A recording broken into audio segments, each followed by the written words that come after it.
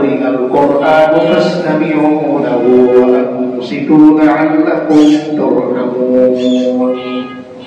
আল্লাহ তাআলা বলেন যে যখন তোমাদের সামনে কোরআন তেলাওয়াত করা হয়, কোরআন যখন তোমাদের সামনে পড়া হয়, তখন তোমরা ফাস্তামিউ লাহু, কান দিয়ে নয় বরং দিলেরও একটা কান আছে। দিলের একটা কান আছে না? দিলের এই কানের কথা আমরা কিভাবে বুঝবো? দেখবেন সন্তান শত মাইল ধরে বিপদে পড়ে যায়, কিন্তু মার মনের মধ্যে কেমন যেন সেই বিপদের সঙ্গে চলে আসে। আসে তো? এটা তার হৃদয়ের টান, হৃদয়ের টান, নারীর টান যেটাকে বলে, এই টান তার দিলের মধ্যে এই জিনিস সৃষ্টি করে, পয়দা করে যে তার সন্তান কোথাও বিপদে পড়েছে।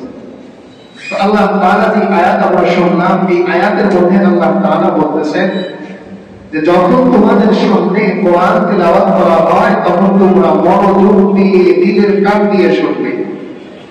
তো স্বাভাবিকভাবেই প্রশ্ন আসবে, দিলের কান দিয়ে কেন আমি কোরআন শুনবো?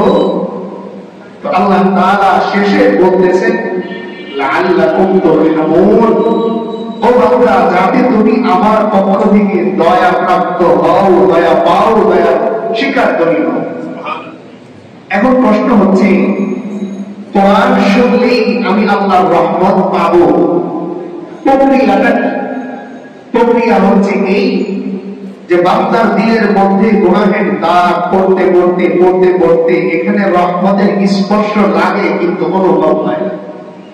যেমন কেউ যদি মোটা কাপড় পরে, তো মোটা কাপড়ের উপর আপনি তাকে চিমটি কাটতেছেন, চিমটি ঠিকই কাটতেছেন, কিন্তু সে ব্যথা পাচ্ছে না, কারণ তার গায়ের মধ্যে মোটা কাপড় বা মোটা চাদর রাখা আছে।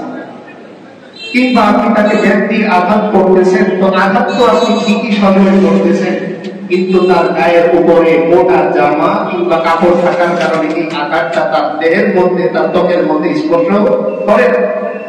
ঠিক তেমনি বান্দাও যখন গুনাহের মধ্যে থাকে, বাহিরের পরিবেশের মধ্যে থাকে, তো এই বাহিরের পরিবেশ, গুনাহের পরিবেশ, নোংরা পরিবেশ আস্তে আস্তে তার দিলের মধ্যে আবরণ সৃষ্টি করে, তার রূহের উপর আবরণ সৃষ্টি করে, যে আবরণের কারণে আল্লাহ প্রতিদিন প্রতি মুহূর্ত তার উপর রহমত নাযিল করেন, কিন্তু বান্দা টের পায়। কিন্তু যখন এই বান্দাটা কোরআনের মজলিসে বসে যায়, কোরআনের আয়াত তার দিলের মধ্যে প্রবেশ করে, তা কর্ণগহনে প্রবেশ করে, তখন এটা ওই পরিষ্কার করা সাবানের মতন তার দিলের ময়লাগুলো পাক সাফ পরিষ্কার ধুয়ে মুছে দেয়, আর তখনই আল্লাহর রহমত সেখানে এসে পাঠায়। সুবহানাল্লাহ। এই তাফসীরুল কোরআন মাহফিলের মধ্যে আমরা যে অংশগ্রহণ করছি, এর অন্যতম একটি ফজিলত হচ্ছে এই যে এর মাধ্যমে আমার আপনার হৃদয়ের মধ্যে যে ময়লা আবর্জনাগুলো জমেছে গুনাহ নামে, এই ময়লা আবর্জনাগুলো আল্লাহ তাআলা ফেরেশতাদের মাধ্যমে পরিষ্কার করেন। সুবহানাল্লাহ।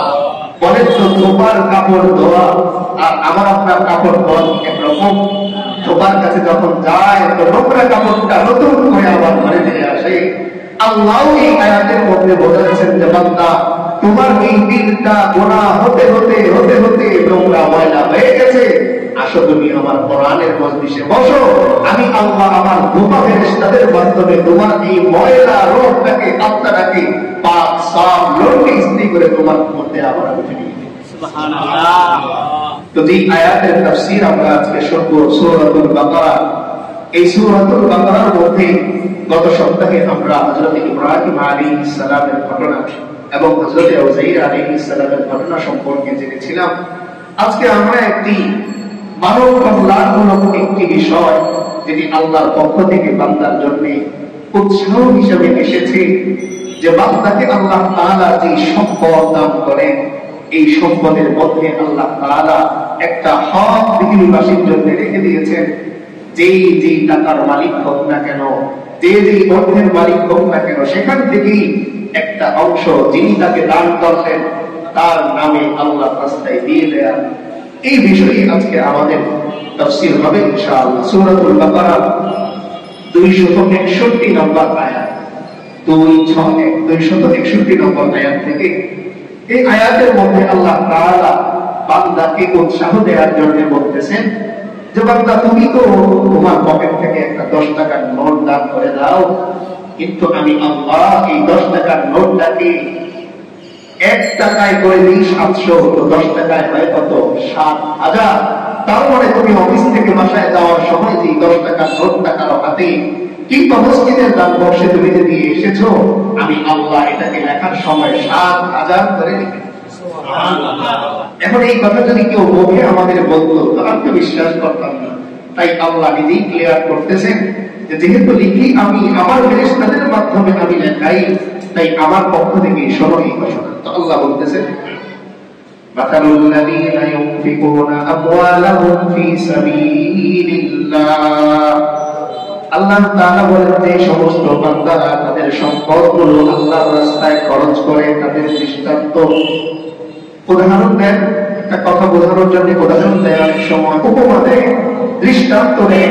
তো আল্লাহ দৃষ্টান্ত দিচ্ছেন যে তোমার এই দানটার দৃষ্টান্ত কি জানো? কামাতালি হাব্বাতিন আম্বাতাত সাবআ সানাবিল।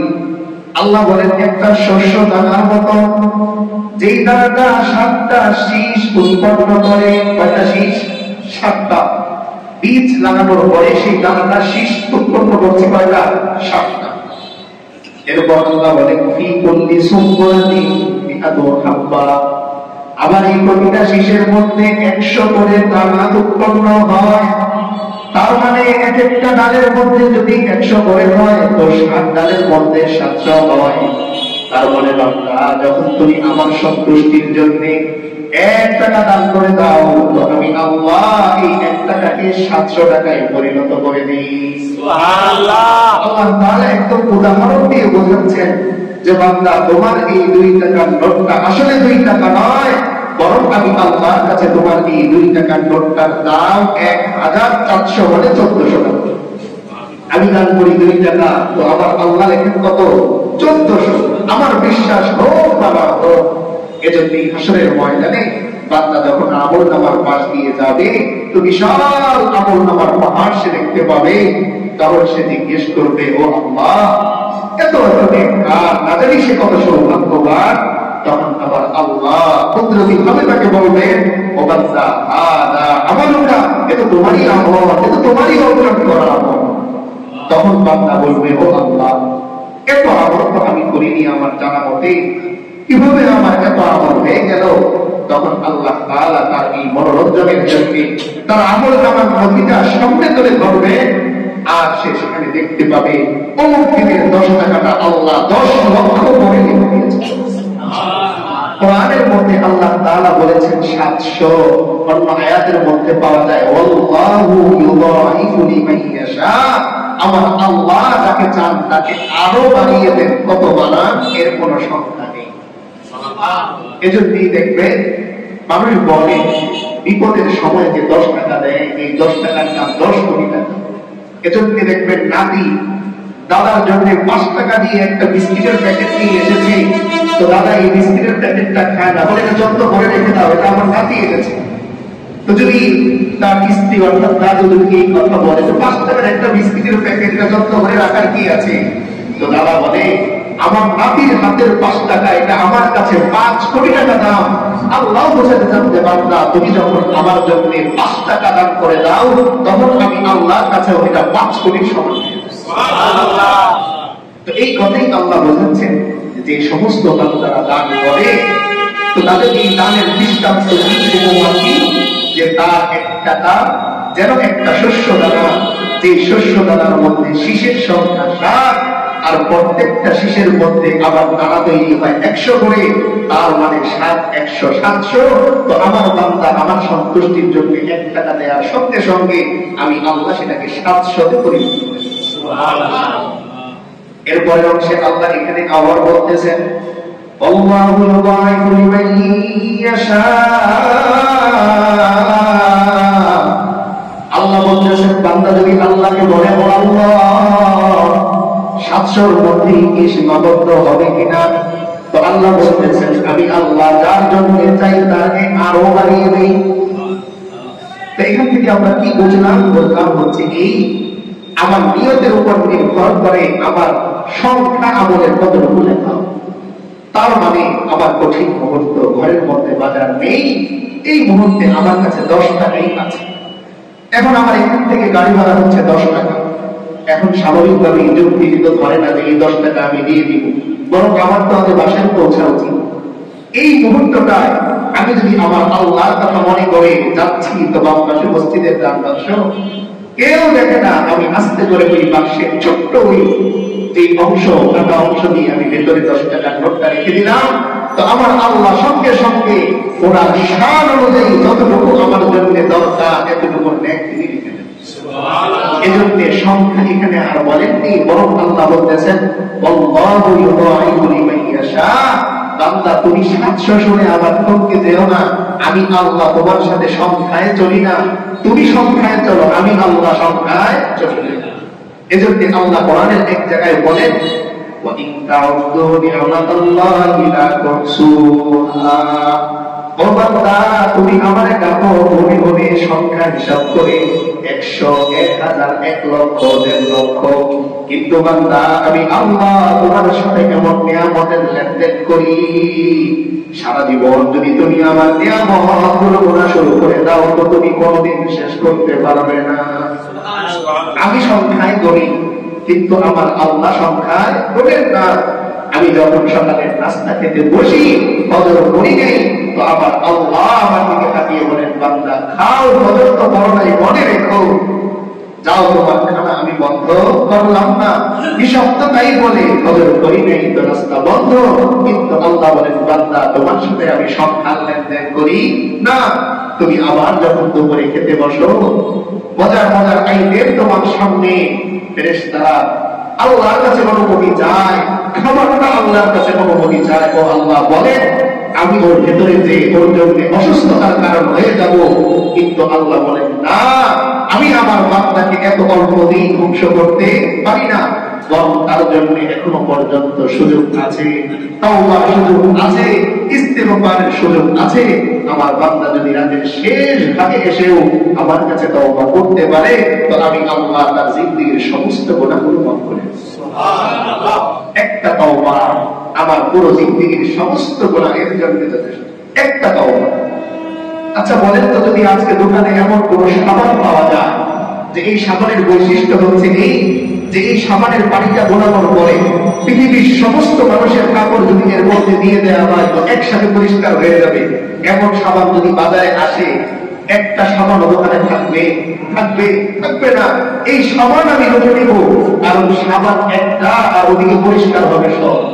তো আল্লাহ বারবার বান্দাকে ডেকে বলেন যে একটা তওবা বান্দা তোমার জিন্দেগীর কোটি কোটি গুনাহ ক্ষমা হওয়ার জন্য যথেষ্ট। তুমি সাবানের জন্য দৌড়াও, কিন্তু তওবা করার জন্য তুমি কি করো না, কি করো না।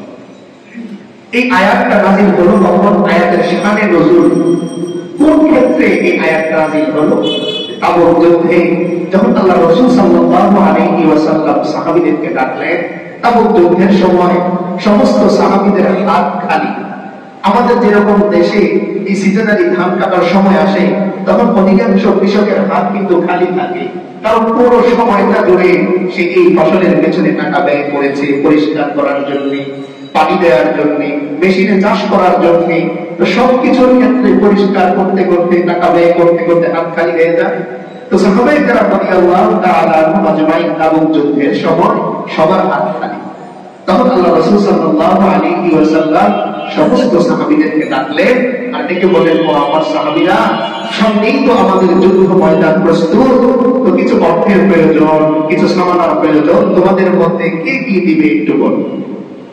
হযরত আবু বকর রাদিয়াল্লাহু তাআলা মসজিদ থেকে বলে একটা দৌড় দিলেন, ওদিকে হযরত ওমর রাদিয়াল্লাহু তাআলা বলে একটা দৌড় দিলেন বাড়িতে, আবার ওদিকে হযরত ওসমান রাদিয়াল্লাহু তাআলা দৌড় দিলেন বাড়িতে। হযরত আবু বকর রাদিয়াল্লাহু তাআলা বাড়ি থেকে ফিরলেন, হযরত ওসমান রাদিয়াল্লাহু তাআলা বাড়ি থেকে ফিরলেন, আর ওদিকে হযরত ওমর রাদিয়াল্লাহু তাআলা ওদিকে মসজিদে উপস্থিত হলেন। এবার সবাই তাকিয়ে দেখে হযরত আবু বকর রাদিয়াল্লাহু তাআলা একটা পল্লী বেঁধেছেন।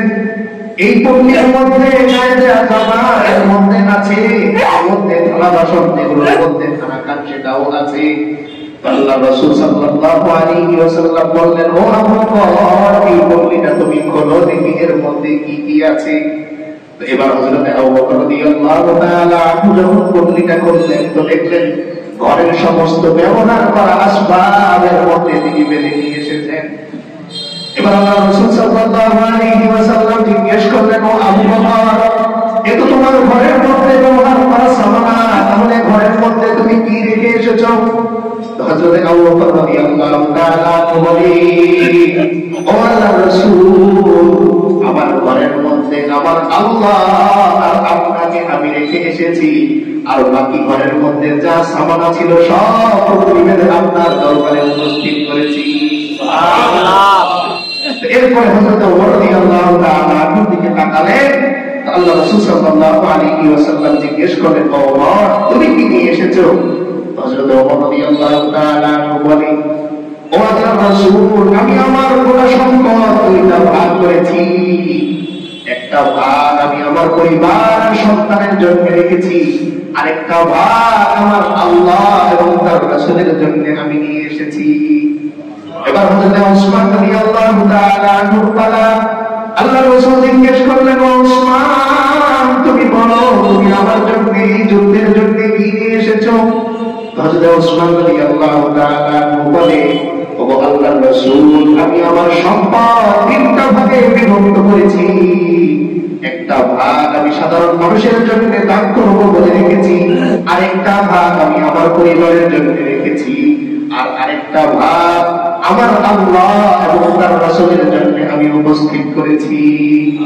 তখন আল্লাহ তাআলা খুশি হয়ে এই আয়াতটা নাযিল করলেন যে হযরত আবু বকর হয়তো সবাই নিয়ে এসেছেন, কিন্তু আমি আল্লাহ এই একটা থালাকেও সর্বনিম্ন 700 থালা হিসেবে কবুল করেছি। সুবহানাল্লাহ। সাহাবায়ে কেরাম রাদিয়াল্লাহু তাআলা আনহুম আজমাইনের মধ্যে দানের প্রতিযোগিতা ছিল। কি ছিল? প্রতিযোগিতা ছিল। এই কথাই আল্লাহ আয়াতে বলেছেন, সাবিকু ইলা মাগফিরাতিন মির রাব্বিকুম, ও আমার বান্দারা, নেককারে তোমরা প্রতিযোগিতা করো। দুনিয়ার মানুষ যেরকম দুনিয়ার মধ্যে কে কার আগে যেতে পারে, কে কত বড় পোস্টে চাকরি করতে পারে, এজন্য প্রতিযোগিতা করে।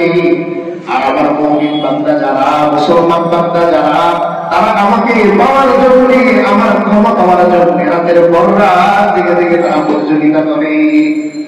তো মুমিনরা কিসের প্রতিযোগিতা করে? কিভাবে আল্লাহর নাম পাওয়া যায়, ভালোবাসা পাওয়া যায়। কেমন তাদের আগ্রহ ছিল যে আল্লাহ তাআলা এক সাহাবীর ব্যাপারে আয়াত নাযিল করলেন। কি আয়াত? আল্লাযীনা ইয়ালমিজুনাল মুতাওয়িঈনা মিনাল মুমিনিনা বিস-সাদাকাত ওয়াল্লাযীনা লা ইয়াজিদুনা ইল্লা জুহদাহুম ফায়াসখারুনা মিনহুম সাখিরাল্লাহু মিনহুম ওয়া লাহুম আযাবুন আলীম। হযরত আবু আমির আল-আনসারী রাদিয়াল্লাহু তাআলা আনহু তিনিও আসলেন, বললেন, ইয়া রাসূলুল্লাহ, আমার একটা হাত আমি কোনো উপার্জন করতে পারি না, তাহলে আমি কিভাবে এই দানের সুসংবাদ গ্রহণ করব, এই নেক আমি অর্জন করব? তো আল্লাহর রাসূল সাল্লাল্লাহু আলাইহি ওয়াসাল্লাম তাকে বললেন, ও আবু আমির, তোমার সামর্থ্যের মধ্যে যা পড়ে তুমি যদি তাই দান করে দাও, তাহলে আমার আল্লাহ তার শান অনুযায়ী দানকে কবুল করে নেবে। তার হাত, একটা হাত ওই কবজ ছিল, আর একটা হাতেও তিনি খুব একটা কাজ করতে পারতেন না, কোন রকম সাপোর্ট দিতে পারতেন। তো যখন দেখলেন যে সাহাবায়ে কেরাম রাদিয়াল্লাহু তাআলা আনহুম আজমাইন সবাই যার যার ঘরে যে দানের জন্য নিজেদের সব কিছু নিয়ে আসতেছে, তিনিও আস্তে আস্তে আসলেন, এসে বলেন, ইয়া রাসূলুল্লাহ, আমারও তো দিন লাগে, আমারও তো মন চায় আমার আল্লাহ আমার প্রতি সন্তুষ্ট হোক। তো তিনি বলেন, আমি কি করতে চাই? তখন আল্লাহ রাসূল সাল্লাল্লাহু আলাইহি ওয়াসাল্লাম বলেন, আবু আকিব, তুমি তোমার সামর্থ্য অনুযায়ী যাই আল্লাহর জন্য দিবে, আমার আল্লাহ তার শান অনুযায়ী কি করবেন? তো এবার হযরত আবু আকিব আল-আনসারী রাদিয়াল্লাহু তাআলা আনহু বলেন, দেখলেন এক ইহুদি তার বাগানের মধ্যে পানি তুলতেছে, খেজুর বাগানে পানি দিবে। তো আবু আকিব বাহির থেকে ডাক দিয়ে বলে, ও ইহুদি ভাই, আমাকে কাজে নেবেন কিনা? তো ওই ইহুদি হযরত আবু আকিব আল-আনসারী রাদিয়াল্লাহু তাআলা আনহুর দিকে তাকালেন, দেখলেন তার হাত অবশ। তো তিনি জিজ্ঞেস করলেন, ও ভাই, আমার তো লোক দরকার, কিন্তু তুমি তো অসুস্থ, কিভাবে কাজ করবে? তো এবার তিনি চুক্তি করতেছেন, আমি সময় হিসাবে কাজ করব না, বরং কাজের পরিমাণ হিসাবে আপনার সাথে লেনদেন করব। তার মানে আমি যদি এক বালতি পানিও খাই তো এই পরিমাণ আমাকে দান করবেন, চুক্তি হয়ে গেল। ইহুদি বলতেছে তুমি যেই পরিমাণ কাজ করবে ওই পরিমাণ পারিশ্রমিক তুমি পাবে। আমাদের দেশে সময় হিসাবে অনেক কাজ হয় না, যেমন 6 ঘন্টা মনে করেন তার কাজ, এখন সে কাজে ফাঁকি দিলেও টাকা কিন্তু হইবে। তো যেহেতু তিনি অসুস্থ, একটা হাত অবশ থাকতেও কাজ করে না, তাই ইহুদি বুদ্ধিমান, তাই সে বলতেছে যে আপনি যেই পরিমাণ কাজ করবেন এই হিসাবে টাকা দিবেন। এখন আবার সুযোগ যেহেতু অসুস্থ, আমাদের সমাজে দেখবেন কেউ একটু দরিদ্র হলে যে তুমি আমার এই কাজটা করে দাও, তো টাকা যদি 500 হয় বলে দিই তাহলে দেওয়া হয় 200, সে তো বিপদে আছে।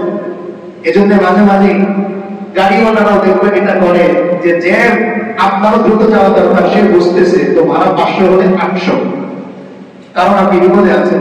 তো ওই ইহুদিও এই হযরত আবু আকিল আল-আনসারী রাদিয়াল্লাহু তাআলা সাথে চুক্তি করলেন যে তুমি যদি এক বালতি পানি নিয়ে দাও তাহলে একটা থেকে 2টা বর্ণনায় কথা আছে খেজুর উনি রাজি হলেন, কারণ তিনি তো জানেন যে আমি আমার সামর্থ্য অনুযায়ী যাই দান করি না কেন আমার আল্লাহ তার শান অনুযায়ী কি করবেন, এটাকে কবুল করবেন।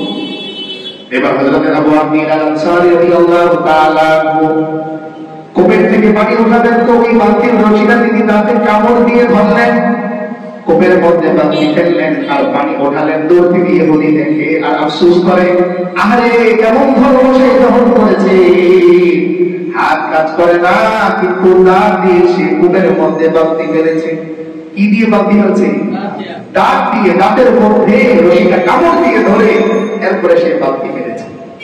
তো এক বালতি 2 বালতি করে করে সে পানি ওঠাচ্ছে, সর্বশেষ মানে পরে 1 কেজি, ধরেন 750 গ্রাম খেজুর তার ভাগে এসেছে।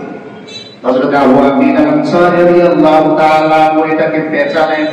ইহুদি জিজ্ঞেস করে, ও ভাই এতটুকু খেজুর আপনি কোথায় নিয়ে যাবেন? আবু আকিল আল-আনসারী রাদিয়াল্লাহু তাআলা বলে, আমি আমার আল্লাহর রাসূলের দরবারে যাচ্ছি, তিনি দানের জন্য সবাইকে ডেকেছেন, আমি আমার সামর্থ্য অনুযায়ী কিছু দান করতে চাই। এবার যখন তিনি এই সামান্য পরিমাণ খেজুর নিয়ে উপস্থিত হলেন, সাথে সাথে একজন সাহাবী এর চেয়েও বেশি পরিমাণ দান তখন নিয়ে উপস্থিত হলেন। মুনাফিকরা বলা শুরু করলো, আল্লাহ এত অল্প পরিমাণ দানের থেকে অমুনাফিকী দান আল্লাহ কবুল করবেন না, অল্প পরিমাণ। তো মুনাফিকরা এটা নিয়ে হাস্যরস করতেছে। আল্লাহ কোরআনে আবার বলে দিয়েছেন, ফায়াসখাউনা মিনহুম, মুনাফিকরা আমার এই আবু আকিল আল-আনসারীর দান দেখে তারা তাকে নিয়ে ঠাট্টা করে। তো তিনি যখন আল্লাহর রাসূল সাল্লাল্লাহু আলাইহি ওয়াসাল্লামের সামনে দাঁড়ালেন, আল্লাহর রাসূল বলতেছেন, ও আবু আকিল তুমি কি নিয়ে এসেছো? তো আবু আকিল বলে, ও আল্লাহর রাসূল আমি যখন রাস্তা দিয়ে যাচ্ছিলাম তো এক ইহুদি খেজুর বাগানের মধ্যে পানি দেওয়ার জন্য বালতি দিয়ে পানি তোলে, আমি তাকে বললাম, ও ভাই আমাকে কাজে নাও। তো লম্বা সময় কাজ করার পরে এই পরিমাণ খেজুর আমি পেয়েছি, এটাই আমি আপনার দরবারে পেশ করেছি। তো আল্লাহর রাসূল সাল্লাল্লাহু আলাইহি ওয়াসাল্লাম তুষ্ট হলেন, মুস্কি হাসলেন, আর ওদিকে মুনাফিকরা এটা নিয়ে ঠাট্টা করে।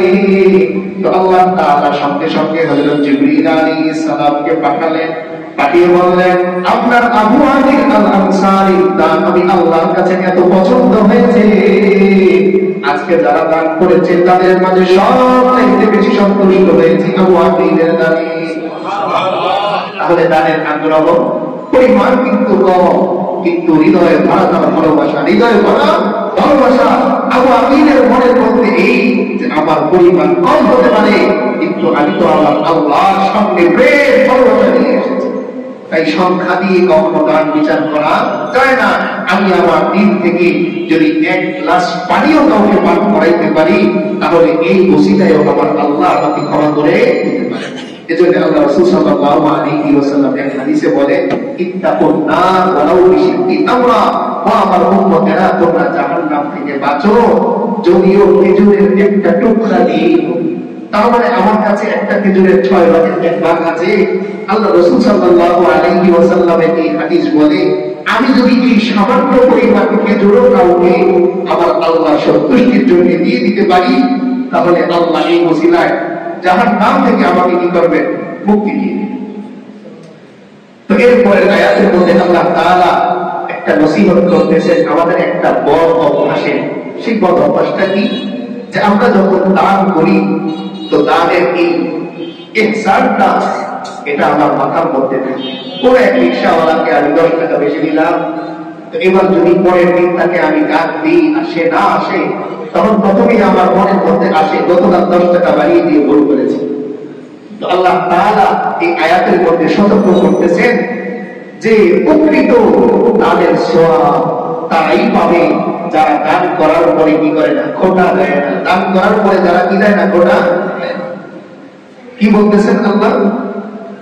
আল্লাযীনা ইউনফিকুনা আমওয়ালাহুম ফী সাবিলিল্লাহ, যারা তাদের মাল আল্লাহর রাস্তায় খরচ করে, সুম্মা লা ইউনফিকুনা মা আনফাকু মান্নাও ওয়ালা আযা, এরপর তাদের পিছনে তারা খোটা দেয় না, কষ্ট দেয় না।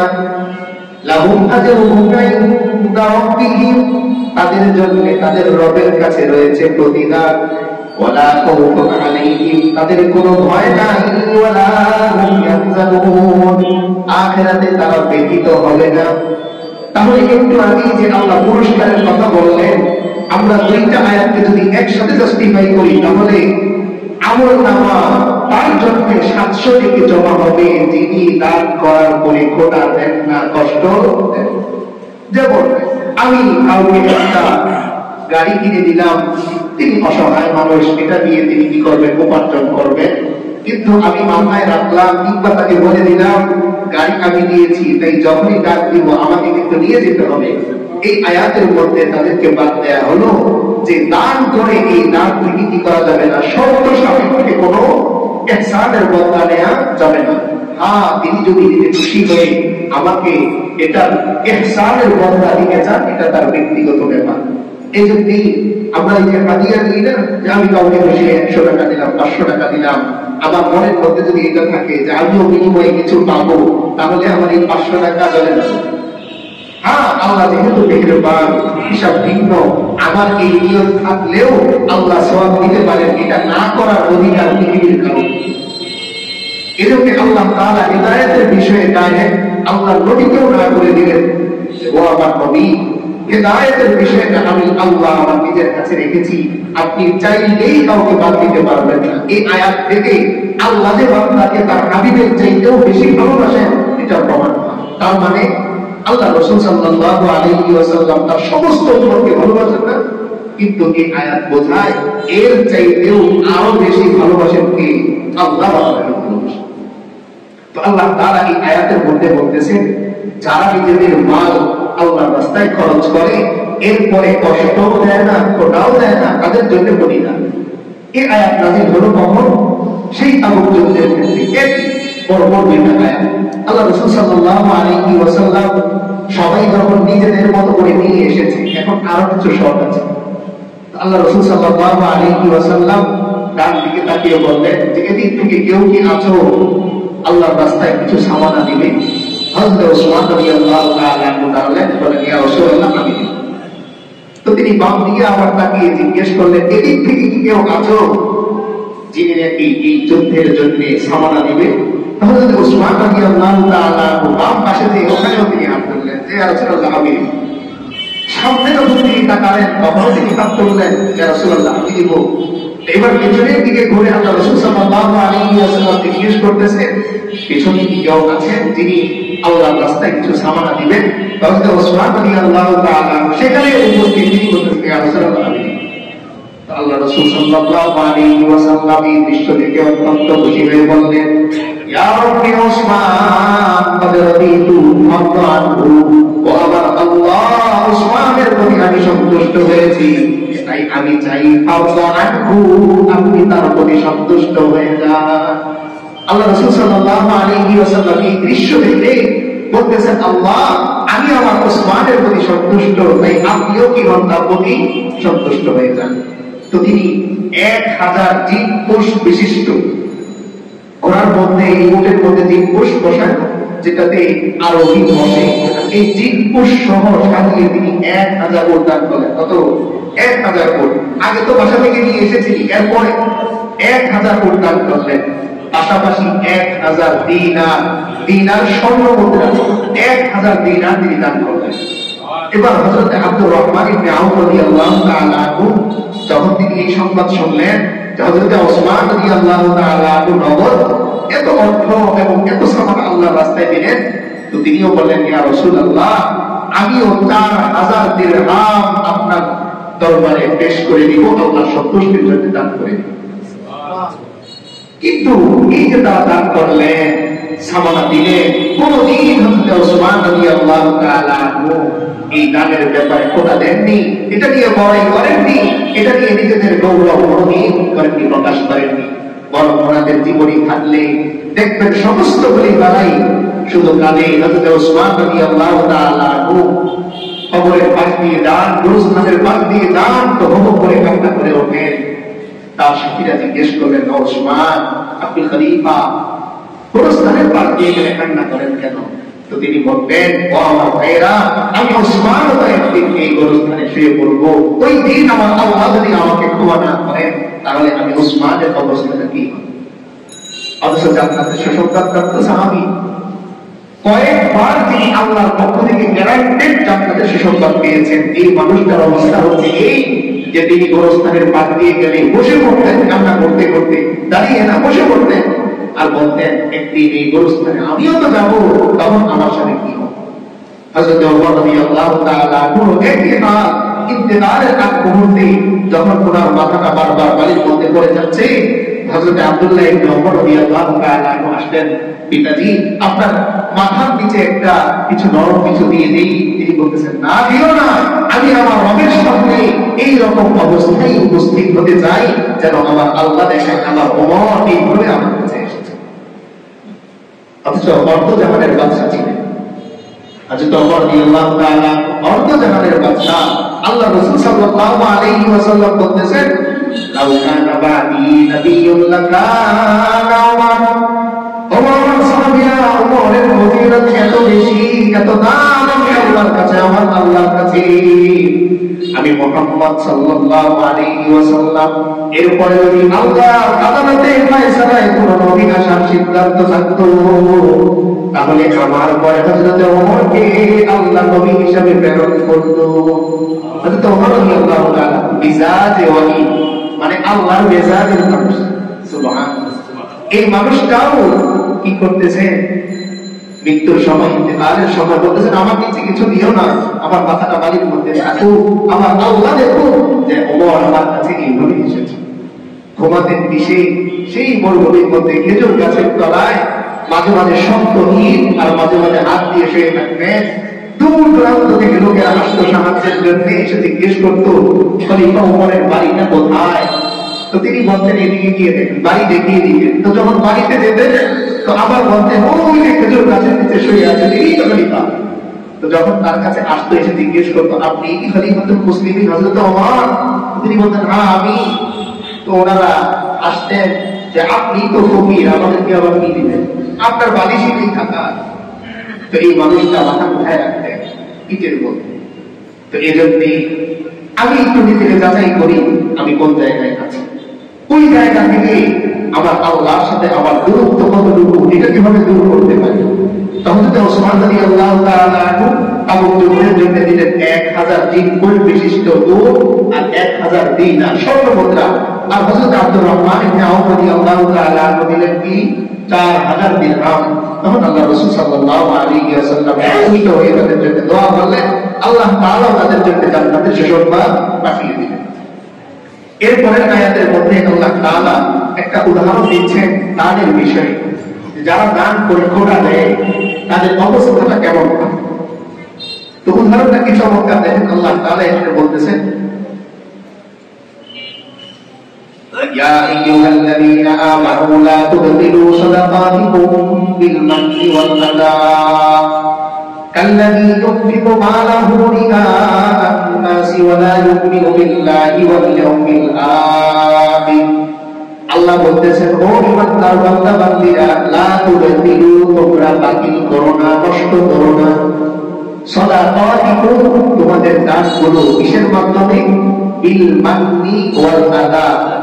আল মান্য মানে খোটা দেয়া, দানের পরে কি করা? কাউকে খোটা দেয়া, যে তোমার জন্য আমি এত কিছু করছি, তুমি কি করলা আমার জন্য? খোটা। আল্লাহ বলেছেন তুমি তোমার এই দানগুলোকে নষ্ট করো না বিল মান্নি খোটার দ্বারা ওয়াল আযা এবং কষ্ট দেওয়ার দ্বারা। কিসের দ্বারা?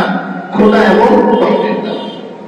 তো আল্লাহ উদাহরণ দিতেছেন যদি তুমি খোটা দাও কিংবা কষ্ট দাও তাহলে এটা কেমন হবে? আল্লাহই উদাহরণ দিতেছেন কাল্লাযী ইউনফিকু মালাহু রিআন নাস, তাহলে তুমি ওই ব্যক্তির মতো হয়ে যাবে যে তার মাল আল্লাহর রাস্তায় খরচ করেছে কিন্তু ওয়ালা ইউমিনু বিল্লাহি ওয়াল ইয়াউমিল আখির, সে আল্লাহর প্রতি এবং আখিরাতের দিনের প্রতি ঈমান আনে নাই। তার মানে ফলাফল কি হলো? একজন মুমিন বান্দা দান করার পর খোটা দেয়া, এই দান কেমন? একজন বিধর্মীর দান করা যায়। তার মানে একজন বিধর্মীর দান যেরকম আল্লাহর আদালতে পূর্ণের জন্য উপযুক্ততা রাখে না, গ্রহণযোগ্যতা রাখে না, কোন মুসলমান বান্দা মুমিন বান্দাও যদি দান করার পরে খোটা দেয় কিংবা কষ্ট দেয় তাহলে এটার মূল্যায়ন আল্লাহর কাছে হবে। আর চমৎকার আল্লাহ আরেকটু ব্যাখ্যা করতেছে এই বান্দার দানের উদাহরণ হচ্ছে যেমন একটা পাথর, মসৃণ পাথর। কেমন পাথর? মসৃণ পাথর, একদম কিছু ধরলেই মোলাম লাগে। তো আল্লাহ বলতেছেন আলাইহি তুরাব, এই পাথরের উপর একটু মাটি পড়ে আছে। কি পড়ে আছে? মাটি। পরে আমরা ব্যাখ্যা করবো, আগে তর্জমাটা শেষ করি। আল্লাহ বলতেছেন এরপর প্রবল বৃষ্টি হলো। কি হলো? প্রবল বৃষ্টি হলো। ওই পাথরটাকে শূন্য করে দিল, পাথরটাকে শূন্য করে দিল। কি বোঝাচ্ছেন আল্লাহ? যে কোন বান্দা যখন দান করার পরে সে খোটা দেয়, তো এই বান্দার উদাহরণ হচ্ছে একটা মসৃণ পাথর, সেই পাথরের মধ্যে অল্প একটু মাটি লেগে আছে। এখন যখন প্রবল বৃষ্টি হচ্ছে তো বৃষ্টির মাধ্যমে ওই মাটিটা কি থাকবে না চলে যাবে? চলে যাবে। তার মানে এই পাথরের টুকরাটা হচ্ছে তার দিলের অবস্থা। পাথরের টুকরাটা হচ্ছে তার দিলের অবস্থা। সামান্য পরিমাণ মাটি হচ্ছে তার দান, সামান্য পরিমাণ মাটি হচ্ছে তার দান, আর প্রবল বৃষ্টি হচ্ছে তার খোটা। তার মানে যখন তার দিলের অবস্থা হচ্ছে এই যে তার দিলটা পাথরের মতন, এরপরে সে মানুষকে দেখানোর জন্য সামান্য পরিমাণ মাটি দান করেছে। এটা আসলে দানই হয়নি, আল্লাহ বলেছেন কি হয়েছে? এটা মাটি হয়েছে। কিন্তু এরপর যখন সে খোটা দিচ্ছে তো খোটাটা প্রবল বৃষ্টি হয়ে সেই মাটিটাকে ধুয়ে মুছে সাফ করে দিয়েছে। এবার বাকি আছে কি? কেবল এই মসৃণ পাথরটা। তার মানে দান করার আগে সেরকম শূন্য ছিল, দান করে খোটা দেওয়ার কারণে আবারও তার আমল নামাটা কি হয়ে গেছে? শূন্য হয়ে গেছে। আল্লাহ বলতেছেন লা ইয়াকদিরুনা আলা শাইইন মিম্মা কাসাবু, এই বান্দারা যদি কোটি কোটি টাকা দান করে দেয় আমি আল্লাহর কাছে এক পয়সাও দাম নাই। লা ইয়াকদিরুনা, তারা সক্ষম হবে না, মানে তারা পাবে না। আলা শাইইন, কোন নেক, মিম্মা কাসাবু, যারা দান করার মাধ্যমে খোটা দিয়ে এই কাজ যারা করে আমি আল্লাহর কাছে এই দানের এক পরিমাণ সওয়াব তারা পাবে না। আল্লাহ স্পষ্ট করে দিতেছে যে তুমি সামান্য পরিমাণ দান করলে এটা কেমন? ওই পাথরের মধ্যে লেগে থাকা সামান্য মাটি, যেই মাটি থেকে প্রবল বৃষ্টির মাধ্যমে ধুয়ে সাফ হয়ে গেছে। এখন এই পাথরের মধ্যে যেরকম মাটির কোনো দাগ নেই, তোমার আমল নামাতেও দানের কোনো কিছু। এরপরে আল্লাহ তাআলা বলতেছেন والله لا يهدي القوم الكافرين, আল্লাহ কোন কাফের সম্প্রদায়কে হেদায়েত দেন না। আলোচনা চলতেছে মুমিনদের, এখানে এসে আল্লাহ বলতেছে আল্লাহ কোন কাফের ব্যক্তিকে হেদায়েত দেন। এখন আসেন কাফেরের অর্থ কি? আসলে কাফের শব্দটা আল কুফরু, কাফ ফা রা, কাফ ফা রা। এই কাফার মানে জাহদু, আল জাহদু মানে অস্বীকার করা। এখান থেকে আরেকটা অর্থ আসে গোপন করা, লুকানো, কোন জিনিসকে গোপন করা বা লুকানো। এখান থেকে কৃষক যারা আছে, যারা বীজ রোপণ করে, এই যে ধানটা ফেলে দেয়, এখন তো অবশ্য যে আপনার কি বলে জ্বালা ফেলে ওখান থেকে খালি নিয়ে এসে লাগায়। আগে তো সরাসরি ধান ফেলে দিত কিংবা গোছাই লাগাচ্ছে সে। তো এই যে গোছার নিচের অংশটা যেটা মাটির নিচে চলে যাচ্ছে, এই মাটির নিচে চলে যাওয়ার কারণে এটা গোপন হচ্ছে না, লুকিয়ে যাচ্ছে না। তো এই কৃষককেও এক অর্থে কাফের বলা হয়। কি বলা হয়? কাফের। বাকি এটা শাব্দিক, কি এটা শাব্দিক। ঠিক তেমনি কোন মুমিন বান্দাও যদি আল্লাহর কোন নিয়ামতকে অস্বীকার করে, যেমন সে বলতেছে যে অসুস্থ হয়েছিলাম, যদি টাকাটা না থাকতো তাহলে মুসিবত হয়ে যেত। তো সে এই যে আল্লাহর মেহেরবানিটাকে অস্বীকার করতেছে, টাকা থাকার পরেও বহু মানুষ অসুস্থ অবস্থায় আছে, তো কোটি কোটি টাকার মালিক, হাজার হাজার কোটি টাকার মালিক, কিন্তু সে বিছানায় পড়ে আছে, তার সামনেই শত শত আইটেমের খানা হয়, কিন্তু তার পেটে সয়ই না, খাবে তো বলে তাকেই না খাবার। বরং তার আফসোস, তাহলে এক টুকরা বস্তু যদি একটু হজম করতে পারতাম। তো সে যখন এই কথা বলে যে টাকা না থাকলে মুসিবতে পড়তাম, তো এই ব্যক্তিটাকেও এইখানে শাব্দিক ভাবে কি বলা যায়, তারা বের বলা যায়, কারণ সে আল্লাহর নিয়ামতকে অস্বীকার করতেছে। তাহলে কাফের মানে আল্লাহর নিয়ামতকে অস্বীকারকারী। এখন পারিভাষিক সামাজিক ভাবে কাফের আমরা কাদেরকে চিনি? যারা শুরু থেকে শেষ সবটুকুকে অস্বীকার করে।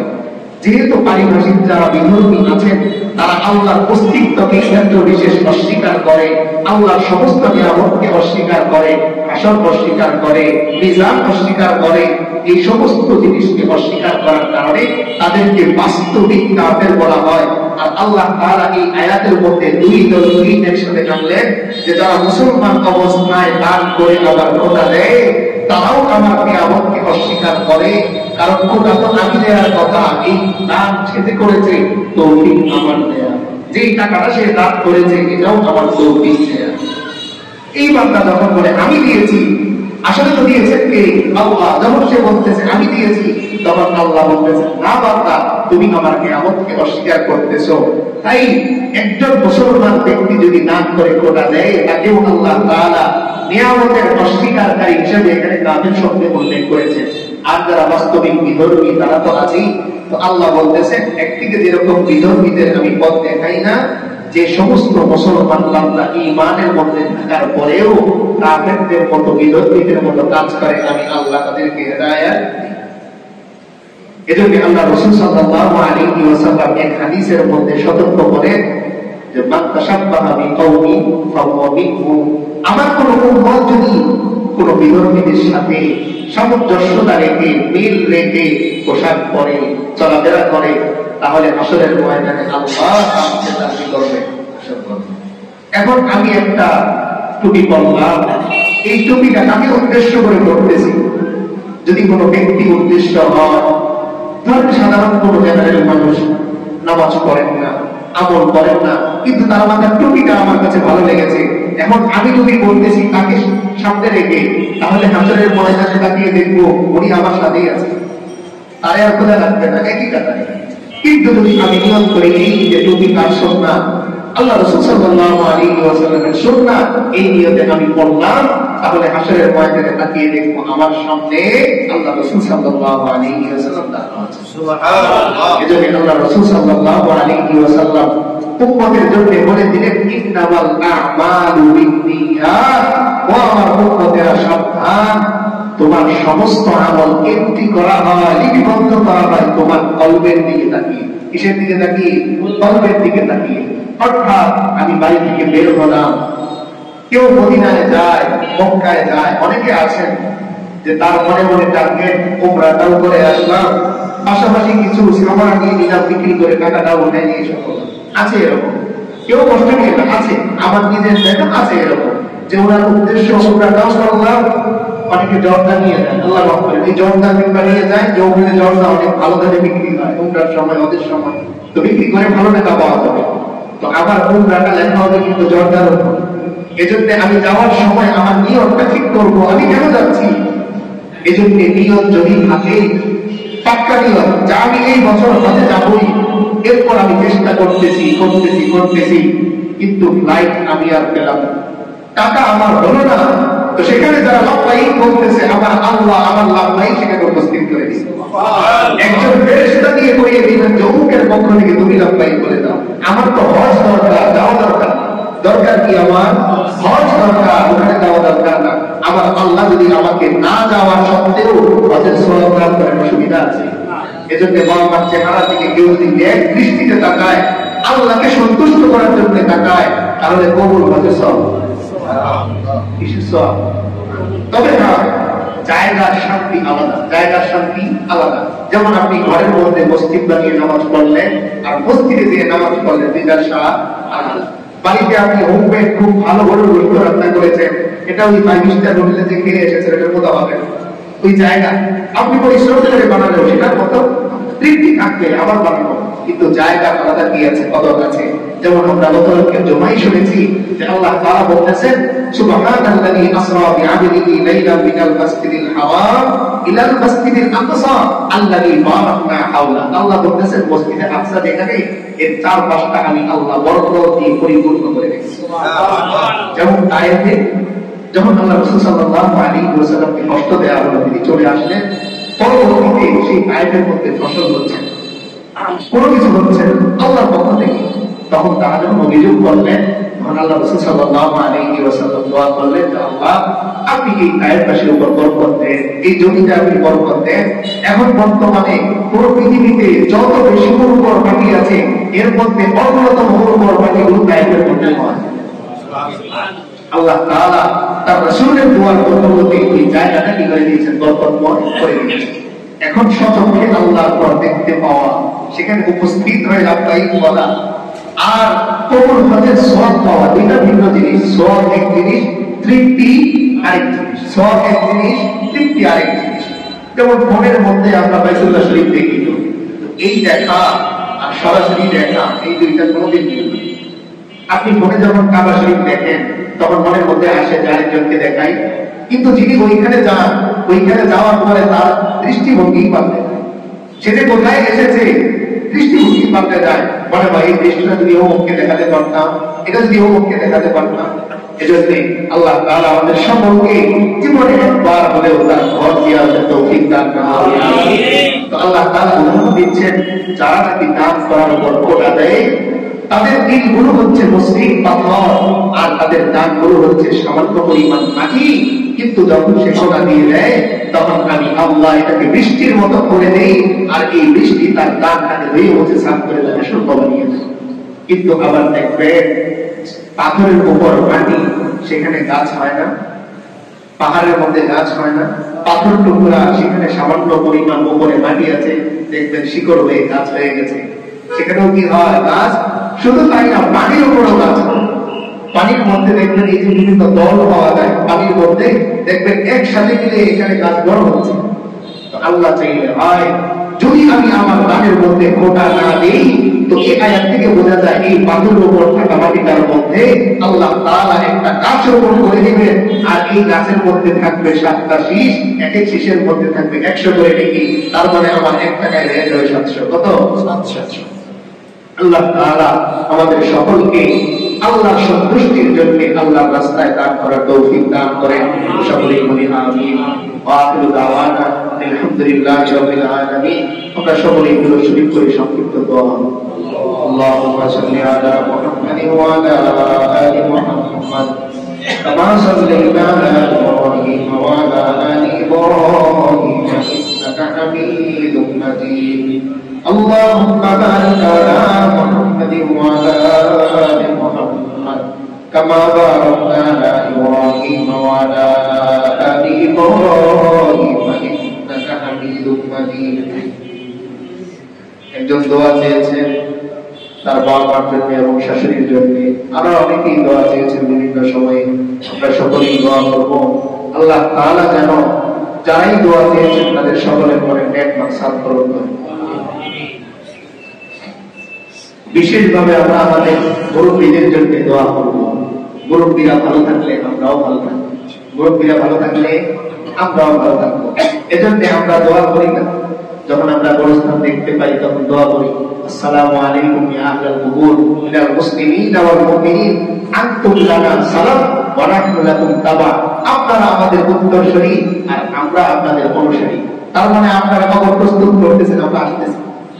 এই জন্য মুরব্বীদের জন্য দোয়া করা এটা হক, কারণ মুরব্বীরা ভালো থাকলে আমরা ভালো থাকবো। এজন্য মুরব্বীদের জন্য বেশি বেশি দোয়া করা। আর মুরব্বীদের মধ্যে সবচেয়ে বেশি হকদার আমার বাবা এবং সবচেয়ে বেশি হকদার বাবা এবং এজন্য তাদের জন্য বিশেষভাবে দোয়া করবো, আল্লাহ তাআলা যেন আমাদের বাবা মাকে শান্তিতে রাখেন, যেখানেই তারা থাকেন তারা যেন শান্তিতে থাকে। বেঁচে থাকলে যেন সুস্থ নিরাপদ জিন্দেগি পান, আর যদি বিদায় হয়ে থাকেন তাহলে কবরে যেন তারা শান্তিতে থাকে। বাবা মা সন্তানের জন্য সবচেয়ে বড় সাপোর্ট। এজন্য যাদের নেই তারা বলে কিচ্ছু লাগতো না, শুধু সামনে থাকতো তাহলে কিচ্ছু লাগতো না, শুধু সামনে। এজন্য যাদের বাবা মা বেঁচে আছে, যুবক ভাইরা বিশেষ করে বাবা মার প্রতি যত্নশীল হবো, তাদের দোয়া ছিলেই আল্লাহ তাআলা পথ খুলে দিবেন, পথ খুলে দিবেন আমার জন্য। যারাই বড় হয়েছে খোঁজ দিবেন মা কিংবা বাবার বলুন। বাইজিদ বুস্তামি রহমতুল্লাহ আলাইহি নাম শুনেছেন না? কিসের বিনিময়ে গ্লাস পানি নিয়ে দাঁড়িয়ে আছে, মা শুধু নাম বললেন, কি বলো সারা রাত দাঁড়িয়েছে রে, আল্লাহ তার কুতুব হিসাবে কবুল করে দিয়েছে। এই জন্য আমরা বাবা মার জন্য বিশেষভাবে দোয়া করি।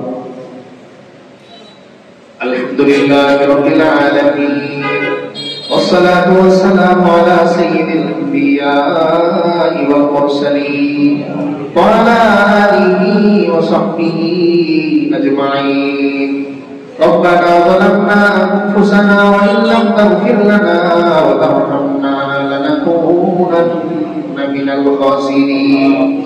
ربنا ظلمنا أنفسنا وإن لم تغفر لنا وترحمنا لنكونن من الخاسرين. فليه نادي الله، فليه نادي মুনাজাত করেছি মওলা ক্ষমা করবে। বান্দা সে বন্দেগি নাই কাটাইলাম জিন্দেগি, রোজ হাসরে তুমি বিনে এই পাপীদের উপায় কি? ও আল্লাহ মেহেরবানি করে আমাদের এই তাফসীর মাহফিল আপনি কবুল করে নেন।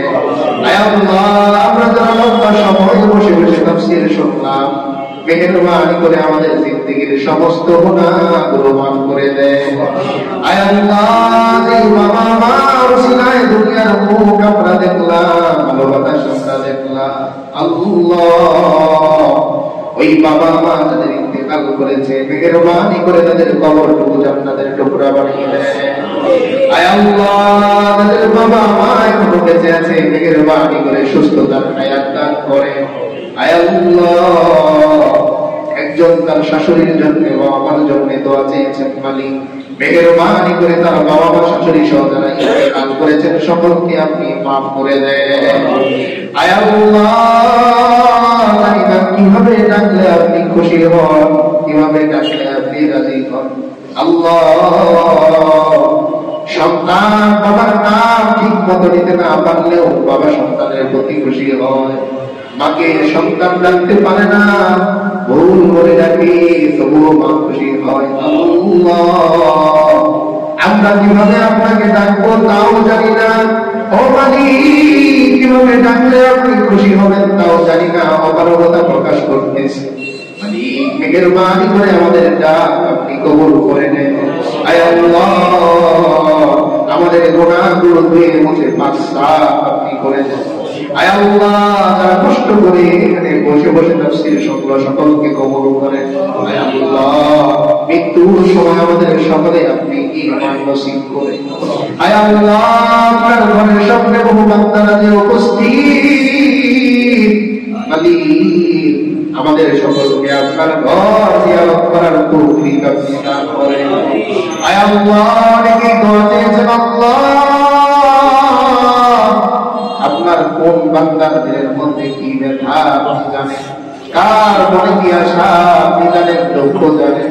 মালিক সকলের আশা আপনি পূরণ করেন, সকলের ব্যথা আপনি দূর করেন। আয় আল্লাহ আপনি তৌফিক দিয়েছেন বলেই তো আপনারে আল্লাহ আল্লাহ বলে ডাকতে পারি। আরেকটু মেহেরবানি করে জীবন ভর আপনাকে আল্লাহ আল্লাহ বলে ডাকার তৌফিক আমাদের দান করুন। আয় আল্লাহ এই মসজিদ থেকে আমল পর্যন্ত কবুল করেন, মুসলমানদের কবুল করেন। আয় আল্লাহ আপনার অনেক বান্দা অনেক দূর দূরান্ত থেকে এসে উপস্থিত হয়। আয় আল্লাহ আমার কোনো যোগ্যতায় নয়, আপনার কোরআনের ভালোবাসায় মুহাম্মদে এসেছে। ও মালিক হাসরের ময়দানে কোরআন যেন আমাদের পক্ষে সুপারিশ করে, এভাবে কবুল করে। আপনার হাবিবের সুপারিশ আমাদের সকলকে নসিব করেন। ربنا تقبل دعاءنا بوسيلة حبيبك محمد صلى الله عليه وسلم آمين آمين آمين واجعل آخر كلمتنا عند الموت لا إله إلا الله محمد رسول